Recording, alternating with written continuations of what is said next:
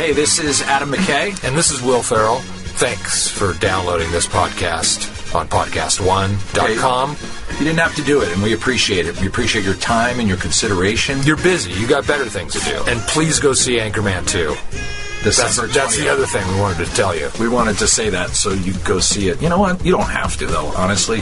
You already downloaded this. That's probably enough. But if you get some more energy, if you feel like doing an additional thing, go see Anchorman 2. No pressure. Totally up to you. Anchorman 2 is in theaters Friday, December 20th. PodcastOne.com is available right now. This episode of The Steve Austin Show is brought to you by Hulu Plus. With Hulu Plus, you get total control to watch thousands of shows, wherever you want, whenever you want. You can binge on full seasons and watch your favorite current shows like Community, South Park, SNL, and more. And right now, Steve Austin listeners can get an extended free trial of Hulu Plus by going to huluplus.com/Steve. That's huluplus.com/Steve. Hey, everybody, this episode of the Steve Austin Show is brought to you by ZipRecruiter.com, where a single click lets you post over 40 job sites at once, including social networks like LinkedIn and Facebook. Go to ZipRecruiter.com/Steve for a free trial. That's ZipRecruiter.com/Steve. The following program is a PodcastOne.com production. He started in a small town in Texas. Worked his ass off to become one of the most famous wrestlers of all time. We're going to take care of business tonight, and that's the bottom line. And now he's dominating the world of on-demand audio. And he's doing it for the working man. This is a damn good outlet for me to spew the bullshit off my brain. Yeah! This is the Steve Austin Show. Unleashed.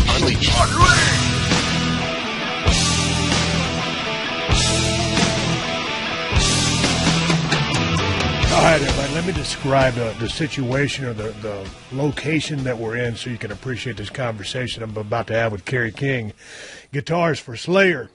Kerry and I are locked away in a 15 by 8 foot wide room, 2 microphones, and I got a beer. Kerry, what are you drinking? I got a watered-down shitty soda. A watered-down shitty soda. You heard it here first on the Steve Austin Show. Anyway, so here we are. Dude, you guys just got finished rehearsing because you're about to go back on the road. Yeah, we leave tomorrow. By the time this show will have aired, you guys would already played Vegas, L.A., and a couple of other gigs. So how long is the tour going to last?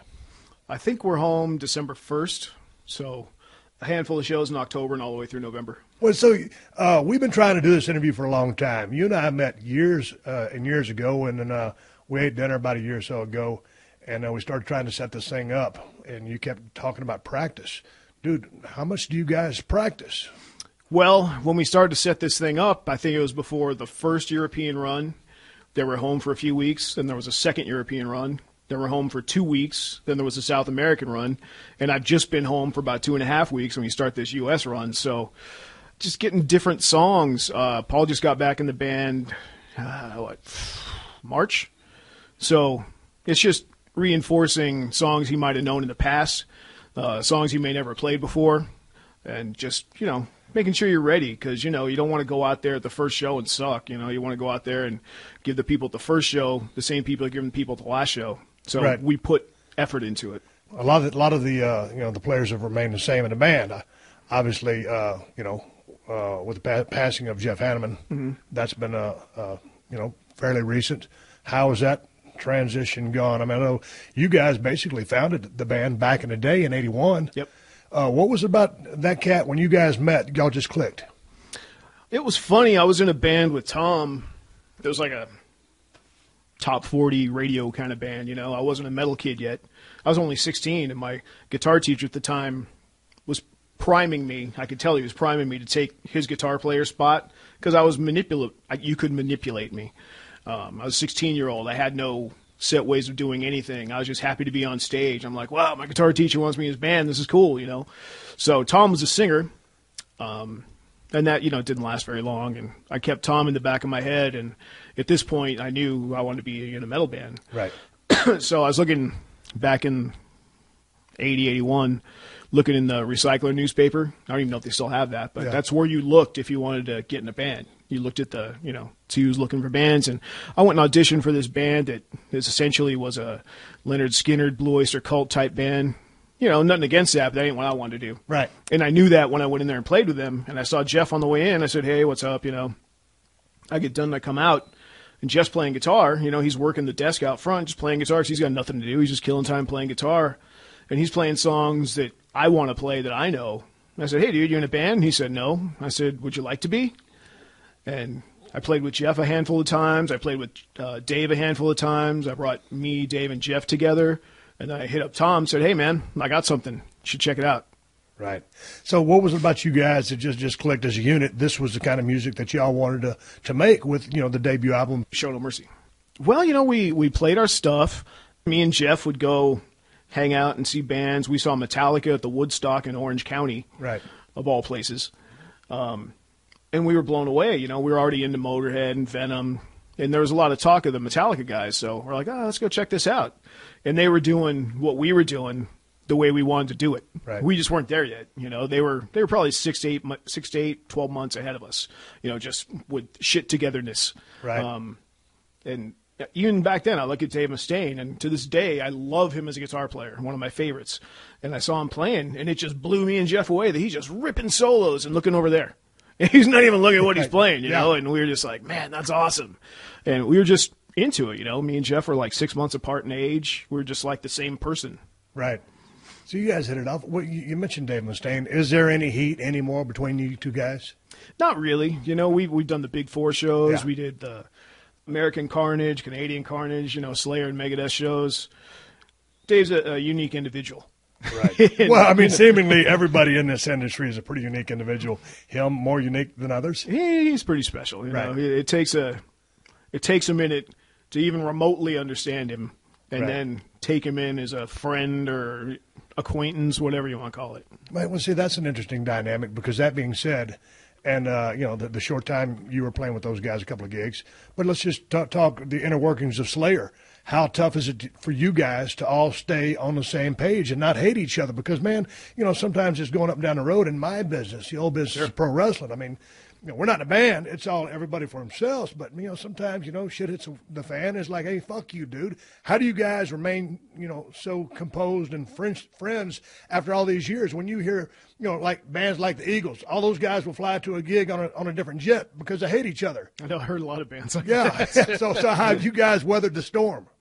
The only thing that we've done to separate each other purposely is it like when Tom started coming out with his family, I don't know, maybe 10 so years ago.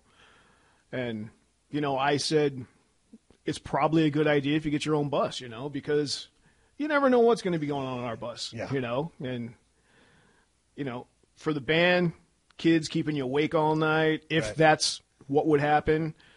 Kids stumbling in on something they really don't need to see, that's something. But that's the only thing, we fly together, we're still on the same bus, we take off on the same bus in a few days. What took me the longest time to figure out for myself personally was what not to say to people, Right. You have your opinion, somebody's pissing you off that day, you don't need to say it. Right. Shut up, get on with your day, tomorrow's a new day, and it's all going to be fine. Yeah. And, there's so many bands that break up and the individual doesn't usually have the talent of the whole. Right. And we're good at what we do. We've got a very strong brand, very strong following, and it would be stupid, The only reason I would leave Slayer today is if Tom said he was done, because then it's just me. Right. Or if I was done, it was just Tom. I don't think Tom would want to do it. Because now it's just the two of us. So how do the day-to-day operations go by? Just as far as someone need to call the shots. Hey, if we're just talking about something as simple as artwork on a T-shirt or the set for that gig, who's making all those decisions? Is it a voting process? Is it seniority? Is it you and Tom? I pretty much made up the set list since the dawn of time. Right. Always been that way. Why? I don't know. I guess it just got. Are you just that take control kind of guy? Kind of that, and kind of if I don't do it, nobody's going to do it. Right. And I do good set lists, I think. But that being said, when I make up a set list, I run it by everybody. Hey, you got a problem with any of these? Does this song suck for you to sing? Does this song suck after this song? Tell me what's up, because I'm not thinking of it in that perspective. T-shirts, it used to be me, Jeff, and Tom. Now it's just me and Tom. Right. So the difficult part about that is it could be 50-50 or 100%. Right. If it's 50-50, chances are I'll fold because I have better wars to win. I'm not going to raise a red flag because this font's not what I like. You know what I mean? Yeah. How involved are you in the creative process of your T-shirts? 'Cause I was very hands-on back in the day. You dig that? Probably not as much as you because there's so many coming through. Right. But everyone that comes by, I see before it goes out. And if I don't like it, So you give it a thumbs up or down? Absolutely. Gotcha. So I was reading about the songwriting process within Slayer, and when Jeff Hanneman was still around, he kind of had his thought process, his topics, you with yours, Tom with his. But you like to write the music first. Mm-hmm. And then come up with the lyrics. Yep. Now, to me, break this down for me because I'm a guy that always wanted to be a rock and roll star, heavy metal guy, whatever you want to call it. I want to be in music. Can't sing worth a shit. Dad tried to teach me how to play guitar. Didn't apply myself. No musical talent. Parents wouldn't buy me a drum kit.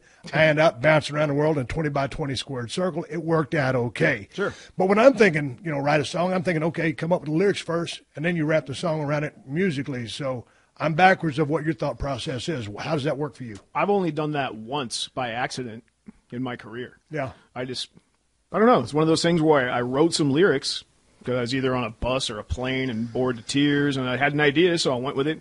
Turned out it became Spirit in Black, and then we didn't make up the song for the lyrics. We had a song the lyrics happened to fit in. Right. And that's how that one came to be. Other than that, 98% music comes first because it's a me and Jeff arranged song, a musician, not a lyricist. I mean, we're both, but we're musicians first. So I think that lends more to the music itself being awesome before the lyrics are even there. Gotcha.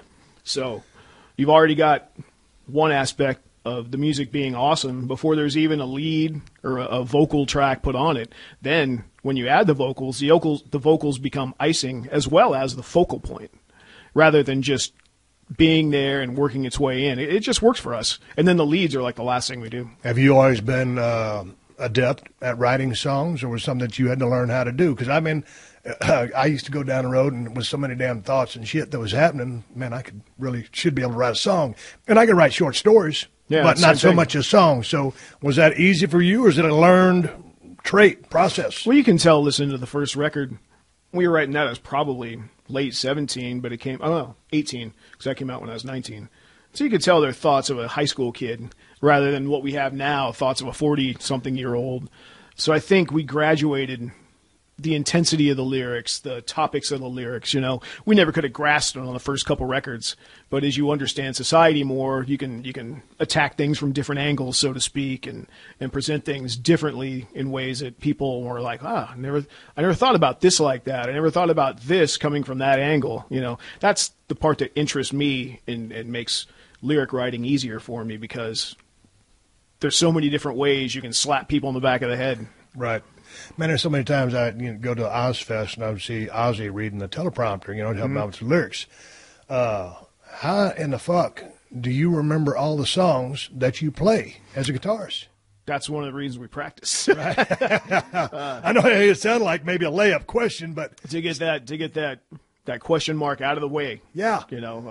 And Tom, I told Tom to get a teleprompter years ago, and he'll insist on having a piece of paper like that with like a keyword on it. Yeah. And he'll just look down and see that keyword. I'm like, dude, they don't cost much. Get a prompter. So when you're completely out of your fucking mind, you look down there and there you go. Bam, there's that lyric that everybody wants you to sing. Yeah.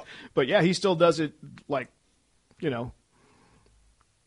as cheap as possible. Piece of paper taped to the monitor, covering his sound. Yeah. I was talking to Zach Wild one time. I'm pretty good friends with him. And I said, Zach, when you're out there playing all that bullshit, man, I said, what are you thinking? He didn't even hesitate. He goes, Steve, you ain't thinking. He goes, you're just doing it. He goes, if you're thinking, you're stinking.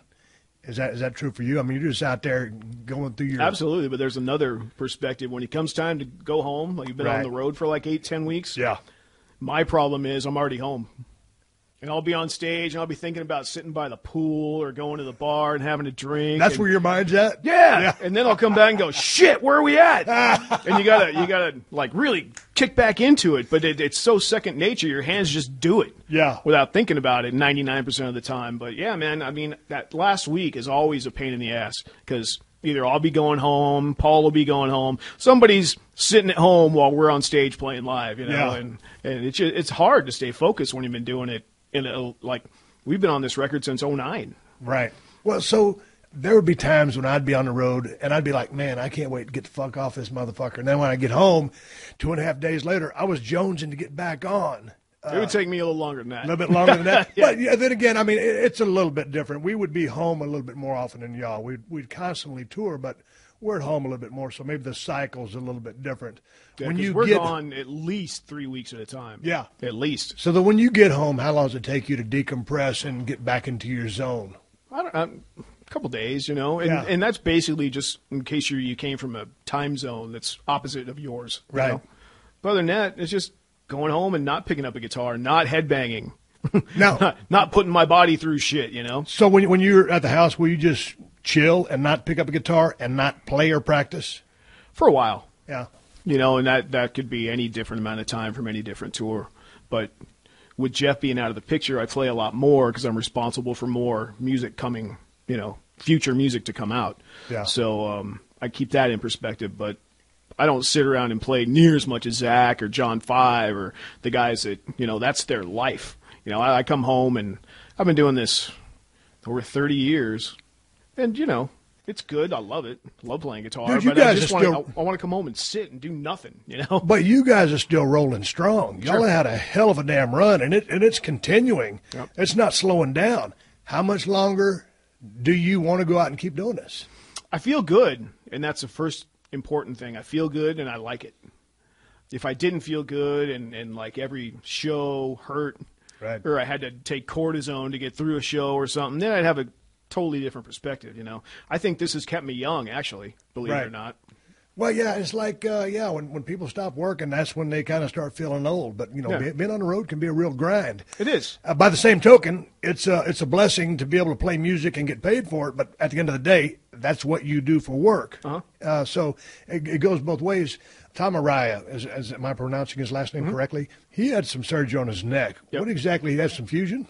I think it was something similar to what you had. Yeah, so I had a 3/4 fuse, but I know, you know, my point is that kind of the way he was banging his head Yeah. took its toll on his neck, and now he kind of restricts himself from doing that. Had the surgery, he's in a better place. What kind of injuries have you racked up through your 30 years on stage? You had to have some crash landings and some fuck ups. Or you feel good? Knees good? The only Hips thing, good? the only thing that happened like 3-4 summers ago, I don't know if it was vertigo, but we were playing with Maiden at Nebworth 4 or 5 years ago. And it was after we played late at night, and on that particular bill, we played like 4 in the afternoon. And the night prior, I was up with Dave Murray to like 4 a.m. drinking in the bar. Yeah. And, you know, so I probably went on stage half caught still. You know, Yeah. didn't get enough sleep. Yeah. We got off stage. The party started again, 5 in the afternoon.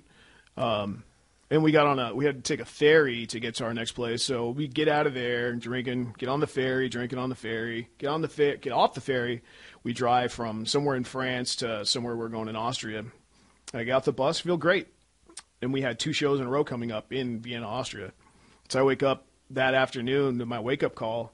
I can't describe what was wrong with me. I thought I had food poisoning because I couldn't stop throwing up. Right. Then I realized that by what I was doing with my head was making me throw up. It wasn't because I don't eat weird shit on the road because Right. I'm deathly afraid of getting food poisoning. Right.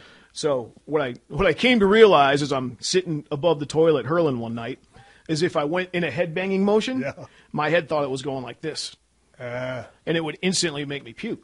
Right. So I had to sit in bed, and then as that day went on, I kept having my tour manager call me like every hour. I said, push the show as long as you can. Push the show as long as you can. I'm going to try and make it. And then he called me at D-Day. He said, this is it. You're making it or you can. I said, I can't stay out of bed for more than 15 minutes. My first show ever canceled. How long did that last? If I was 5% that day, the next day I was 10. Next day I was like 18. Next day I was about 30. Gotcha. And it was a slow comeback. Yeah. And I attribute it to being exhausted and dehydrated. Yeah. Because Tom had something a little bit similar in Australia one year, And, you know, he looked like he was sick and going to hurl, and he was drinking a shit ton of coffee, and he wasn't getting any sleep. So it's a little different than drinking a shit ton of liquor and not getting any sleep. Right. But the same effect. Yeah. And I didn't headbang for like 10, 12 shows, and then we came back into the Jimmy Fallon show. So it was right after World Painted Blood came out. And that's when I'm like, I'm going for it.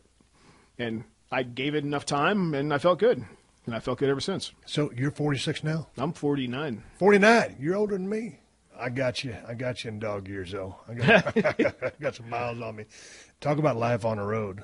Towards the end, I started slowing down a little bit because I couldn't recover as fast. You know, back in the days when you were a kid doing this stuff. Oh, yeah. You're invincible. The drinking and everything. It's kind of changed, or has it? Have you slowed down? Have you starting to pace yourself now? Well, the way this is funny. Way I know I'm not an alcoholic is I don't wake up. You quit in the morning, again. Yeah. I don't wake up in the morning and need to drink. Right. You know, and that's how I know. I mean, once every 6-8 months, me and my wife will have what we call a day drunk. You know, and we'll get drunk in the afternoon, just drink till we go to bed. But that's not my life. That's not who I am. You know, my thing's more of a social thing. After the show, I got so many friends in this business and your business. Yeah. When I just saw Jericho. You know, and he played like 2 miles from my house. I'm like, man, I can't snub Jericho. I got to go. Yeah. And then we end up at my house and we drank till 3 in the morning.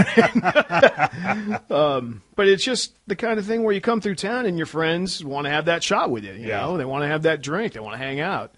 And that's just who I've become and who I am. So I'm glad I don't need to wake up and have a beer or something, because that would end my life a lot quicker, I'm sure.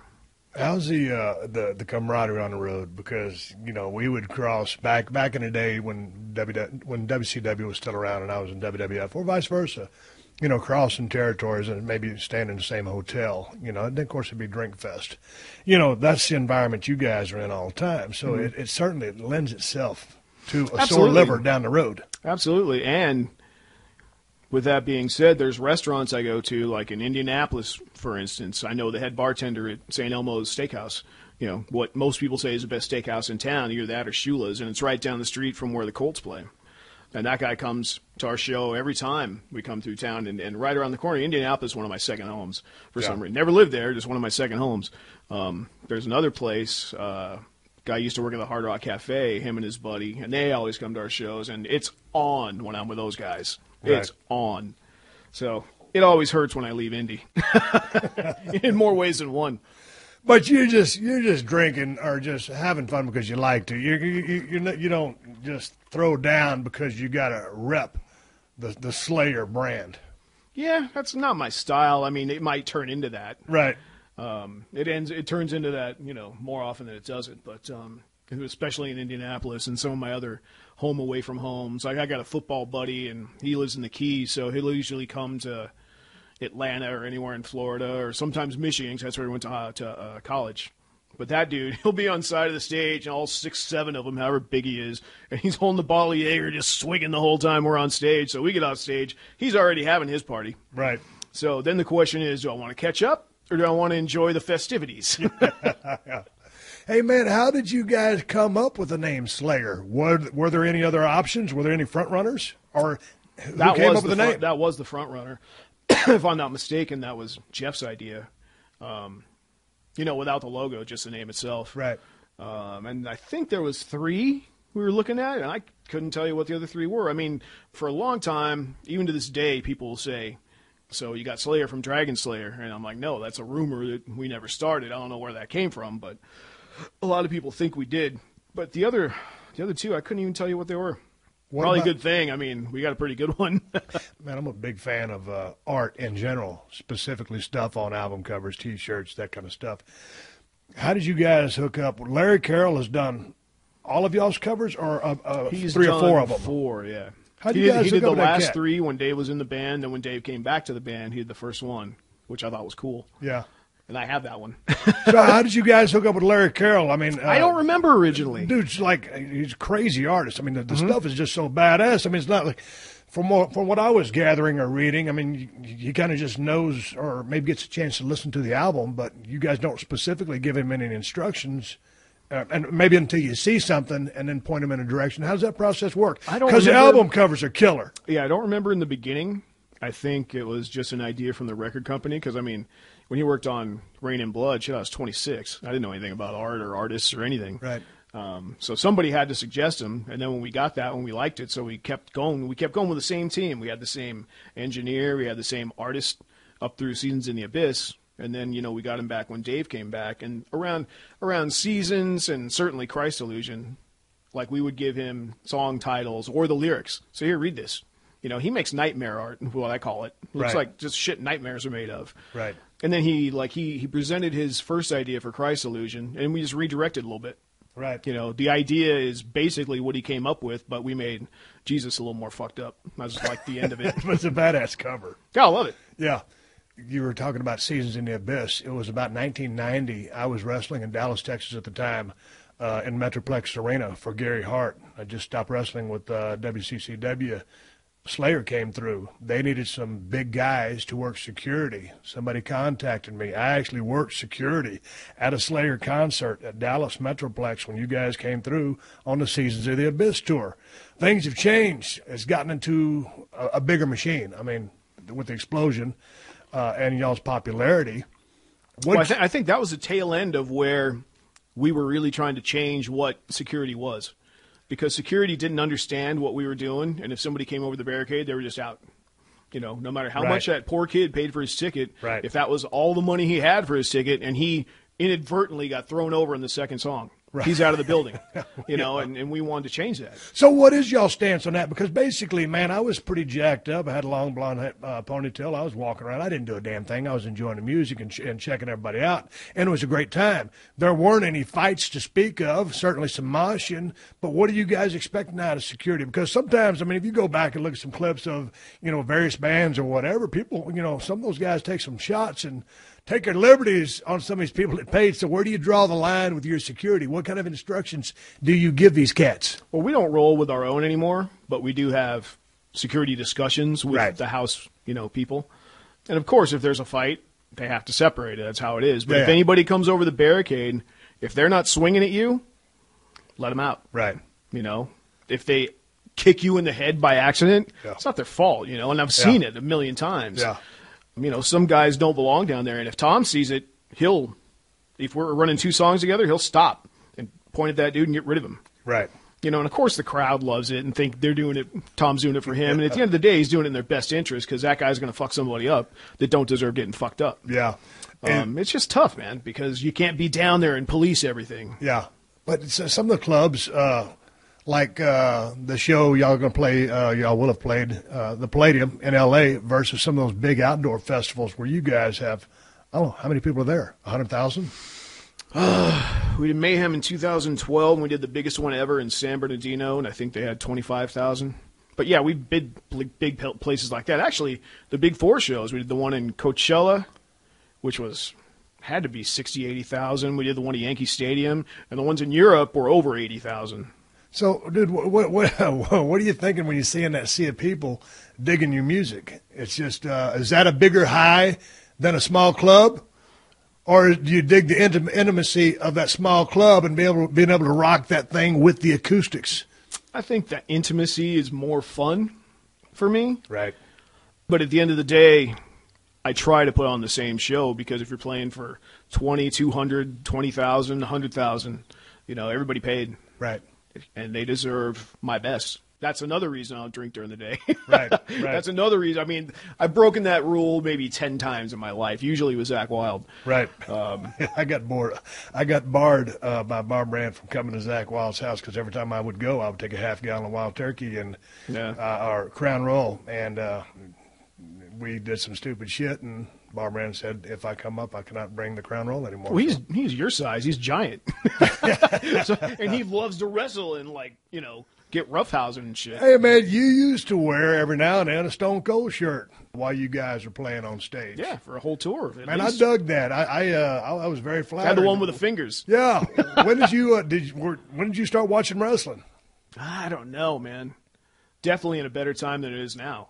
Yeah, it's changed. I'll be politically correct and say it's changed. For me, when I liked it, of course it was fake, and of course it was storylines and shit like that. But the characters were believable. Right. The Stone Cold, Cactus Jack, fucking Rock, Triple H, Undertaker, Kane. These guys were scary, could do some awesome shit in the ring, and didn't need no stupid bimbo tagging along with them, you know?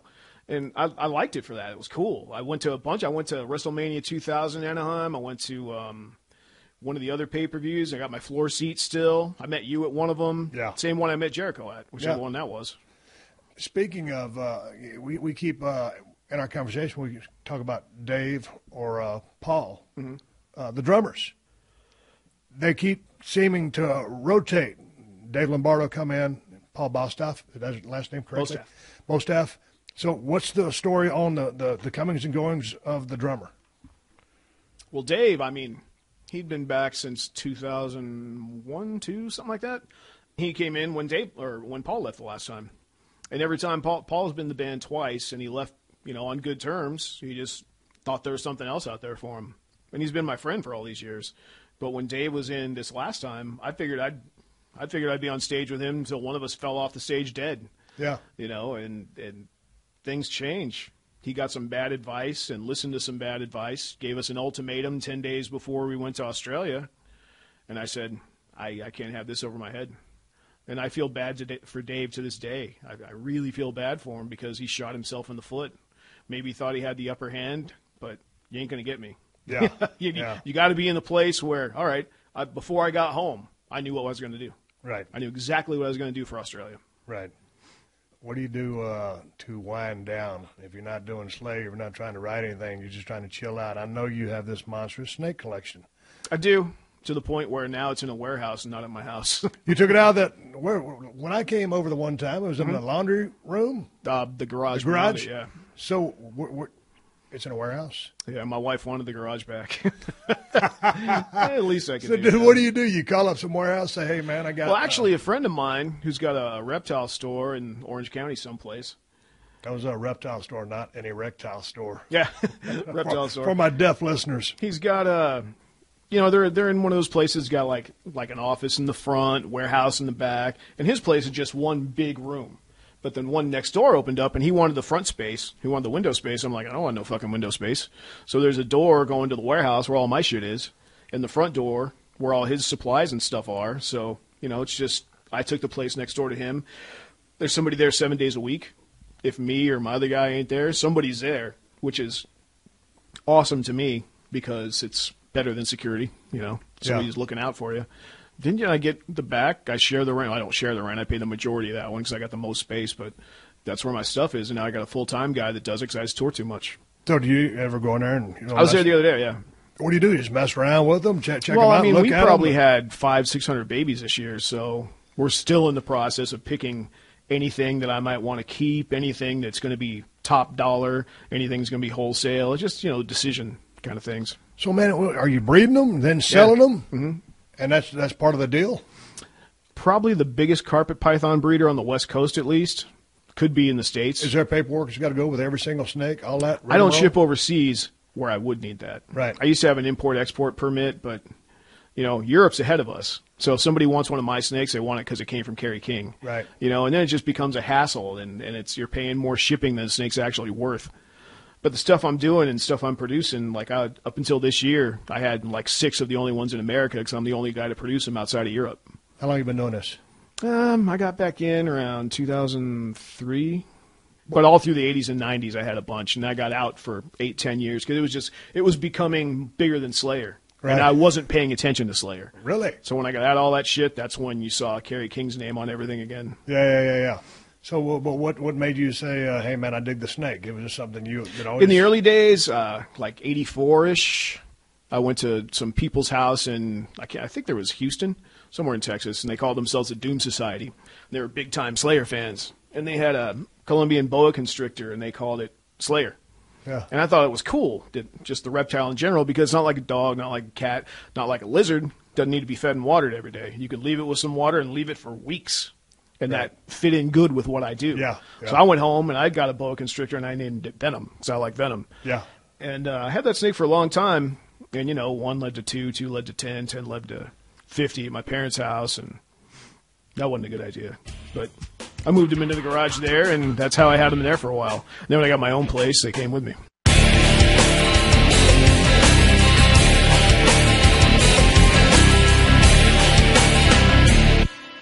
Next Sunday, don't miss the world premiere of Almost Human.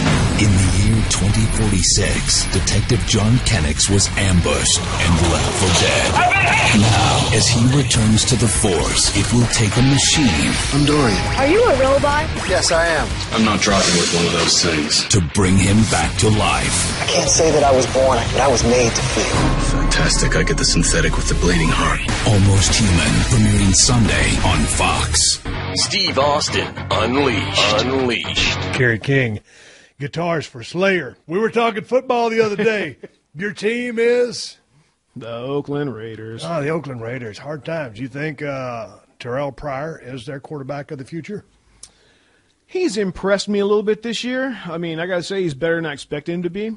He needs some weapons, without a doubt. I think McFadden's always hurt. He's excellent, upper echelon when he plays. He hadn't played an entire season since we got him. Yeah. Are you into the fantasy football at all? No, because I think it would take too much of my time. I'm always in pools every year to where you pick wins. Right. But if I'm picking players, I need to pay way more attention to stats and stuff like that. Who else you like in football? I like football. Yeah. You know, I'm on Sunday, don't fuck with me. Yeah. You know, it's my church day. I'm watching football. Same thing with me. People always ask me, what's your team? I don't really have a team. When the Saints won the Super Bowl a couple years back, I was cheering for the Saints. But I kind of floating around, watching different programs, like what Harbaugh's done with the 49ers. Mm-hmm. Like what the other Harbaugh's done with the Ravens. In that Super Bowl, I wanted the Ravens to win because I wanted the older brother to have one up on Jim. But, it was hard to really pick anybody in that team because I wanted both teams to win. But it turned out like it did. So I don't really just hang all of my hopes and dreams on one team. I just dig the storylines and how everything's shaking out. I mean, what's up with the Giants? Holy shit, yeah. Zach Wild. Zach loves the Giants. Zach a big Giants fan? Yeah. Oh, God. Yeah, I sent him a text the other day with a picture of their 0-6 record. Yeah. Dude, I don't understand what happened. This doesn't look anything like the same team from last year. No, and on the other side of the ball, I don't understand what the Vikings are doing starting Josh Freeman when he's been there for 2 weeks. That doesn't make any sense to me. Well, I question the Christian Ponder draft back in the day. A lot of people were high on him, his athleticism, his upside, with a few years of maturity. Doesn't really seem to have happened. Who's the other guy in that system? Castle. Yeah, Matt Castle, when he came in to back up Brady, and he got the good contract in Kansas City, and, one good year there, but he got paid. Decent, yeah. He got paid, and he's a good backup. Yeah. He's just not the guy. Kansas City they were still in transition. They weren't ready to be prominent like they are now. Well, it'd be interesting to see what would have happened had Matt Castle gone to them and with Andy Reid just coming in. Oh, absolutely. Andy Reid has got those guys going in a good place right now. Yeah, I think that'd be fun. And I'm really happy for Alex Smith because I dug what that kid has been done ever since he got down to San Fran. He's had a different offensive coordinator every single year. So, there's high expectations for that kid being a number one draft. And, now he's a damn good quarterback. With that injury, a concussion 2 years ago to put Kaepernick in, and it was over for him. Yeah, Alex Smith last year when he went down, he had one of the top completion percentages, one of the best quarterback ratings, and he finally had a guy that was there longer than a year, and he can embrace a system for a change. Right. But he still came to KC and he's still doing well. But Andy Reid, Jesus, Andy Reid got ran out of Philly. He's a great coach. He's a great coach. I just think that his time was up there. I just think that with the players, they got some good players, but things went stale. Things went stagnant. Sure. I don't know if he lost the team. Kind of like with Jeff Fisher too. Yeah. Yeah, so it was just time for him to go elsewhere. But I'm glad that the elsewhere place that he went, Kansas City, which is a great franchise, he's found success. Yeah. Those dudes are busting ass on defense. Yeah. And, Jamal Charles back from his knee injury. He's running strong. He's doing well. When you think of great quarterbacks, let's talk about Peyton Manning, Tom Brady, Drew Brees. Anybody else in the conversation right now in that elite status? Rodgers. Who? Rodgers. Oh, Aaron Rodgers. Yeah, my bad. Green Bay, obviously, he's up there as well. So who's your favorite quarterback in the league? Man, it's hard not to like Peyton Manning. I've always dug him. You're saying, what's your other team? I always dug Indy because of Peyton. Right. you know. And I can't like the Broncos because I'm a Raiders fan, but I still like Peyton Manning. I never really liked the Broncos, but I like them now just because Peyton's playing for them. You know, he got the neck injury. He's a general, you know. Yeah, he's a class act. And all the shit they made up in the media the other day about Jim Irsay talking whatever he talked, you know, whatever he meant, however it came across, let Jim have the final word. Don't put words in his mouth. Yeah. You know, he admires Peyton Manning. He had him forever. You'd be an idiot not to say Peyton's one of the greatest quarterbacks ever. Yeah, obviously, if not the, at least in the top three, and you can make that top three anything you want. I really like the class and integrity and talent of Andrew Luck. This kid, he did good, man. He did better than I expected. Well, I mean, he's a great football player. And Russell Wilson, I remember seeing him at NC State. Then he went to Wisconsin, got drafted. People, was third-round pick. And I was saying back in the day, this kid's going to be special. He's going to be a starter. And they brought in Flynn. Russell beats out Flynn. Now he's the guy. And Seattle's on fire. Yeah, definitely. Okay, let's talk running backs. Who you liking in running back right now? Well, I mean, you got to say Adrian Peterson. I mean, after him, I don't even know where you go. Well, man, you got to go Marshawn Lynch. I was going to say Marshawn Lynch. You got to have him in there. He's an animal. He is. I love the way he runs the football. I love to see Adrian Peterson when he, he'll break a couple of tackles, but just get going because you don't expect a guy that big to be running that fast.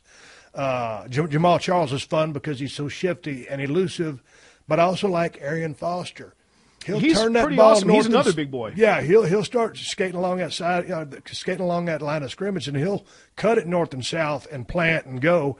And man, that dude's salty, and he'll lay a lick on your ass. Unfortunately, Houston doesn't have the team this year, so it's taken his success away. What is up with Houston? Is Kubiak the guy? Is it the team? I don't think coach? it was Kubiak's problem. Schaub just seemed to have lost it this year. Yeah.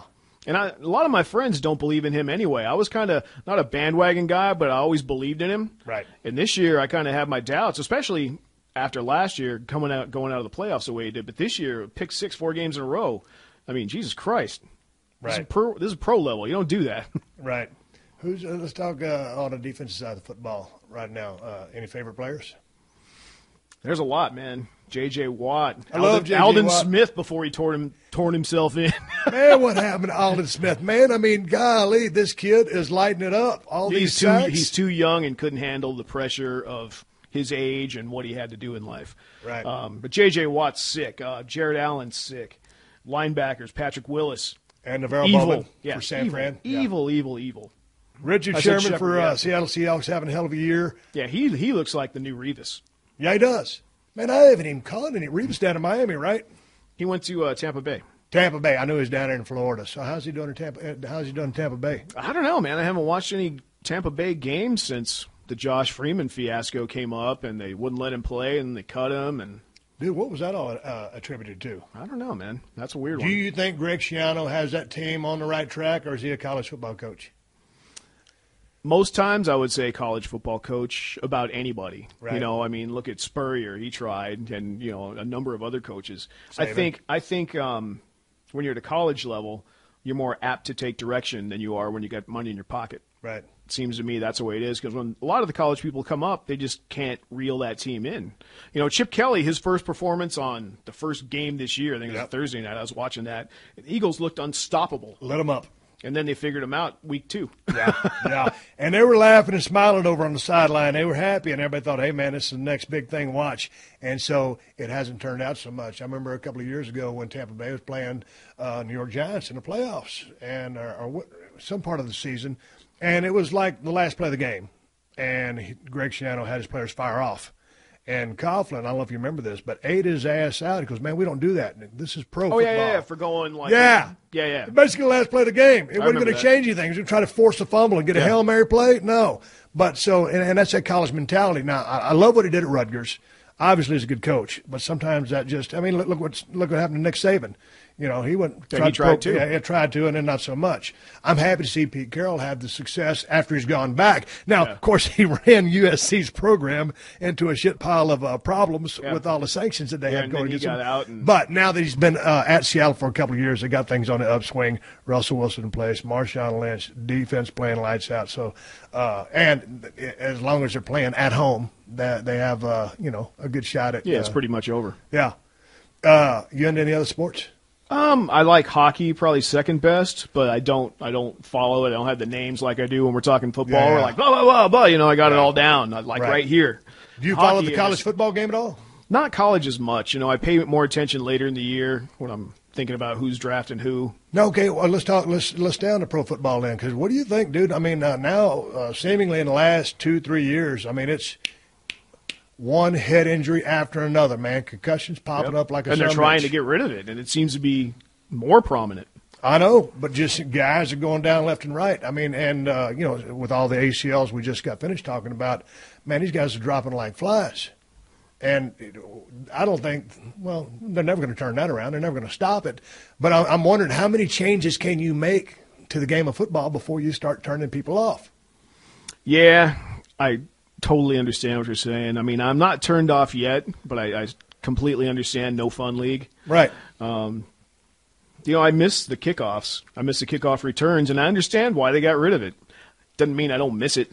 Right. I miss it. I miss it every time there's a kickoff and you see it sail out of the end zone. It's like that takes out an exciting part of the game. But I mean, at the end of the day, if these people are getting injured and there's not going to be a guy to run the ball back, I guess you got to take care of them, right? Right. Coming right back. Don't you dare move.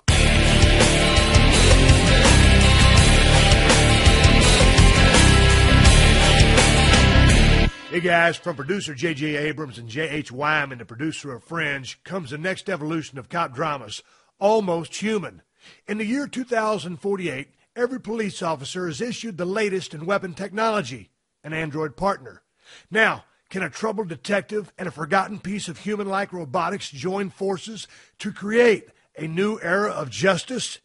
It's the premiere of the new drama that critics have named one of the best new shows of the season, calling it exceptional, groundbreaking, full-on televised adrenaline, and a sci-fi mind-bender.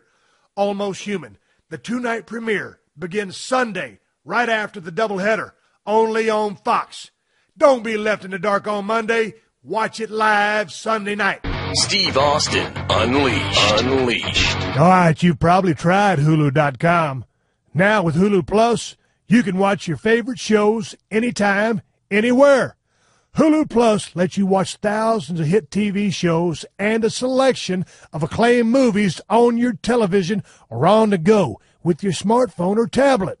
And it all streams in HD for the best viewing experience. With Hulu Plus, you can watch your favorite current TV shows like Saturday Night Live, Community, and Family Guy.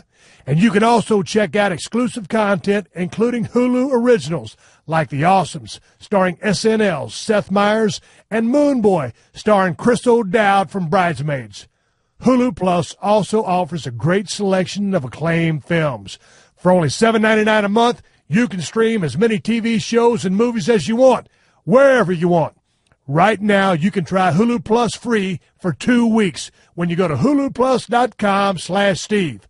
That's a special offer for my listeners. Make sure you use huluplus.com/Steve so you get the extended free trial and they know we sent you. Go to huluplus.com/Steve now.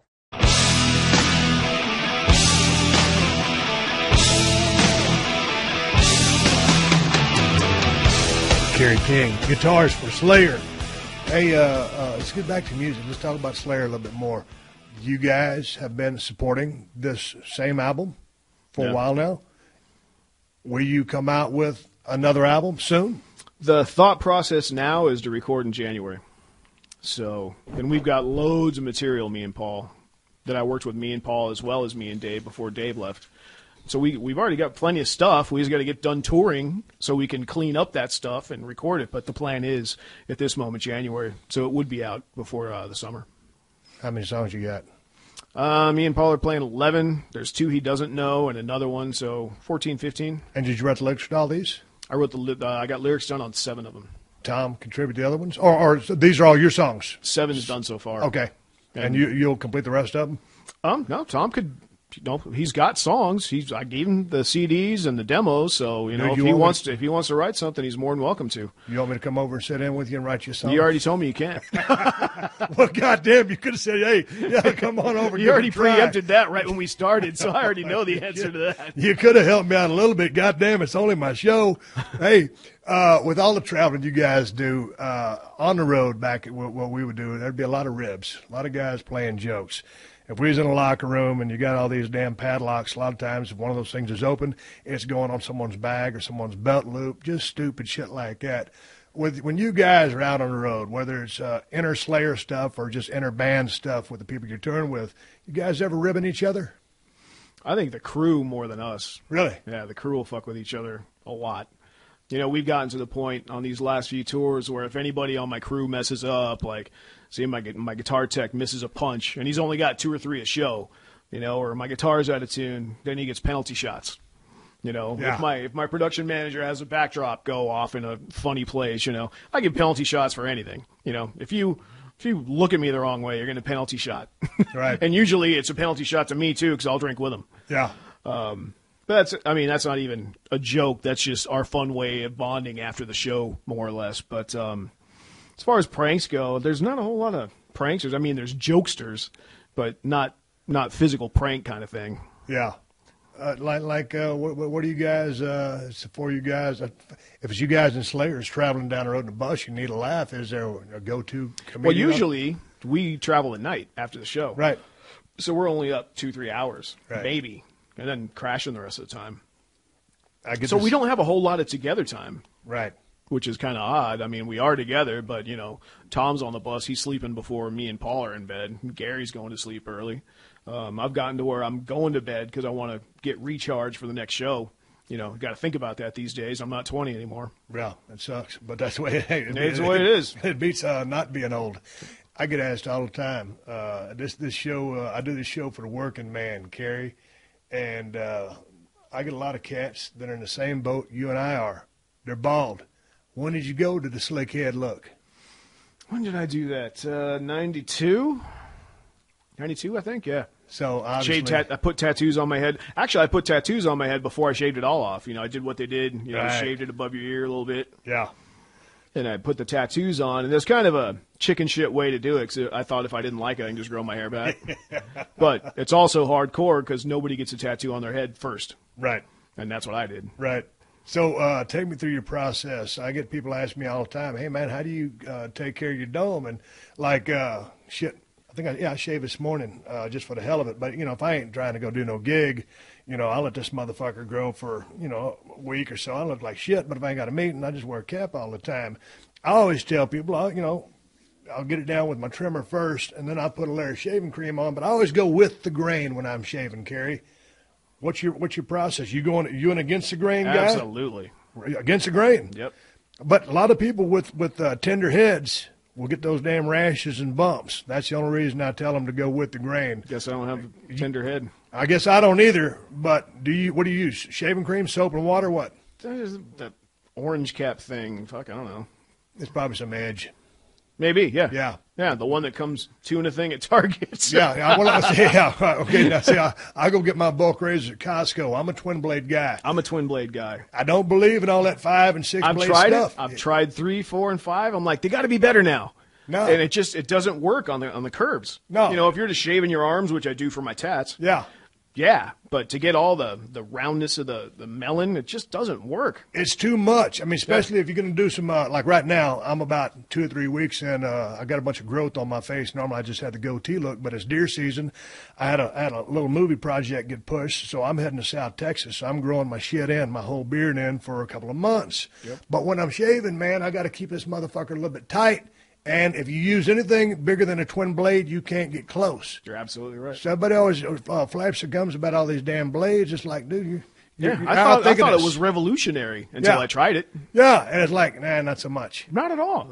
It just doesn't work. I mean, for a face, yeah. If you're going for a clean face, absolutely, because you're not trying to stop at any certain point. Yeah. But then big motherfucking sledgehammer size 5-blade things, you can't control that at all. Yeah. Before we start winding this thing down, I wanted to ask you about your guitar, your setup, your rig, what you play. and how you came to play what you play. What I'm playing now and what I've been playing for the last 6-7 years, head-wise, are my signature Marshall heads. Mm-hmm. They had like a 6-7 year run, and they discontinued them, but you can still order them, and they'll make them. You know, it's just stuff like that doesn't stay on their permanent roster. But I'm running 3 of those live into 6 Mode 4 Marshall cabinets, which they don't make anymore. You know, it seems like I get on one thing and I like it, and then they move on to something else. Right. But the Mode 4 for me with my head, it's a bigger cabinet, so it's warmer, definitely got a fatter sound, and it's just for our rhythms. It's big and beefy and awesome. And I don't run one head into like 2 cabinets next to each other and one head into the next 2 cabinets, one head in the next 2 cabinets. I stagger my cabinets, so head 1 will go to cabinet 1 and 4. Head 2 will go to cabinet 2 and 5. Head 3 will go to 3 and 6. So you get a wash of all 3 of your heads, and it's really cool on stage. It's enveloping and it's loud, but it doesn't hurt. Right. It's awesome. My pedal board, I'm basically using a Zakk Wylde overdrive and a Zakk Wylde wah for my clean sound. That's the only one my tech punches. He punches it in. I just go straight through the monitor system. That's my guitars, BC Rich. I've been playing BC Rich forever. And let me go back to the heads. Before I was using my signature one, I was using a Marshall JCM 800, which I still have. It's called the Beast. And when I sent that to the factory to have them see what I liked about it, like there's parameters every head are supposed to be within, like say, you know, this capacitor can have a range from this to this, and, you know, throughout the head. My head, that particular head, the Beast, was right dead center. Right. On all of them. And that's why I liked that one, because it was like one of those golden ones that was made, you know, just happened to have all the right things. So we copied that, and that's what became my head with all the other extra things we did to make it my head. So I've been playing Marshall heads since the dawn of time with Slayer and the cabinets. But when you spent so many years playing with Jeff Hanneman, was his a similar setup than yours? He played 800s as well. Yeah. And he, you know, back then we would have a 10-band EQ that made the warmth of our sound, or the overdrive part of our sound, and we both did that. We would set it differently. So we're both generally using the same thing, but we tweak it our own style a little bit. Now, these days, you're playing with Gary Holt? Yep. Okay, now how has that been I know you played with him in the past.